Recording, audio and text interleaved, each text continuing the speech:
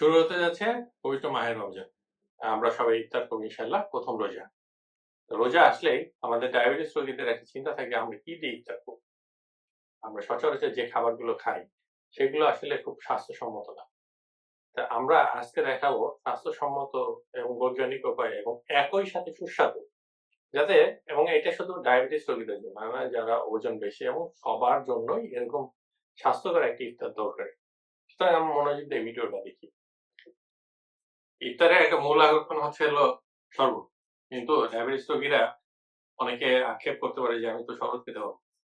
আক্ষেপ করার কিছু নাই।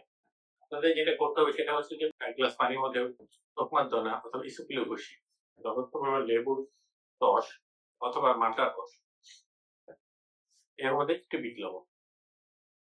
তো এই সবকিছু মিলায় যখন আপনারা একটা শরবত বানাবেন, কোন চিনি ছাড়াই, অসাধারণ লাগে। এবং এটা পেটে যাওয়ার পর দেখবেন যে একটা খুব সুন্দর একটা অনুভূতি দিবে। সুতরাং তৃপ্তির কিন্তু কোনো ঘাটতি নাই। ডায়াবেটিস রোগীদের ক্ষেত্রে আমাদের বিকল্প অনেক অপশন আছে। তখন আপনার মনে হবে যে না আসলে ওই চিনি শরবতের চাইতে এই শরবতটাই তো ভালো। ইফতারের ক্ষেত্রে পেট ঠান্ডা রাখা দরকার। সারাদিন পরে পেটে দেখা যাচ্ছে অনেক ক্ষেত্রে ভাজা পোড়া খেলে সেক্ষেত্রে আমাদের বুক জ্বালা পোড়া, পেটটা ফুলে থাকা, ফেঁপে থাকা এরকম অস্বস্তি লাগে। এটা আমাদের শরীরের জন্য খারাপ। প্লাস ভাজা পোড়া আমাদের কোলেস্টেরল অন্যান্য সব দিকেই খারাপ। তা এর বিকল্পটা আমরা কি হতে পারে? যেটা সুস্বাদু এবং যেটা বিজ্ঞানসম্মত। এর মধ্যে একটা হচ্ছে টক দই। টক দইয়ের মধ্যে আবার ২ টা ভাগ আছে। একটা হচ্ছে যে সাধারণভাবে ঘি যেটা তৈরি করে, ঘি তৈরি করার পর যে পানিটা থাকে, এই পানিটাতে একটা টক দই যেটা বিরিয়ানি রান্না করার জন্য যায়। আরেকটা আছে যে দুধ দিয়ে শুধু দইটাই তৈরি করবে চিনি ছাড়া।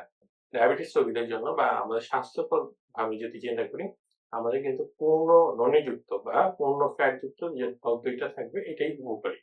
এবং এটা দীর্ঘক্ষণ যাবৎ পেটে থাকে এবং অনেকে দুধ খেতে পারে না। যেটাকে বলে ল্যাকটোজ ইনটলারেন্স। কিন্তু দইটা কিন্তু সবার জন্য ভালো। এবং দইটা আরেকদিকে ভালো, এটা হচ্ছে যাদের গ্যাস্ট্রিকের সমস্যা আছে, যাদের পেটের সমস্যা আছে, এক্ষেত্রে দই কিন্তু অনেক পরিমাণ ল্যাক্টোব্যাসিলাস থাকে।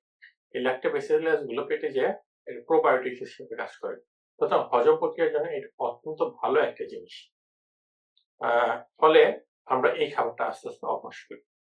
এবং টক দইয়ের সাথে যদি আমরা লাল চিড়াটা ব্যবহার করি, সেই সাথে যদি আমরা কিছু ফল মিক্স করে নেই, তাহলে কিছু খেজুর, চিনিমুক্ত শরবত খাওয়ার পরে যদি আমরা এই খাবারটা যদি খাই, হ্যাঁ, সেই ক্ষেত্রে কিন্তু এটা পেটের জন্য যেরকম উপকারী, সেইভাবে পুষ্টিকর এবং হচ্ছে আমাদের সারাদিন রোজার পর একটা আরামের অনুভূতি তৈরি করবে।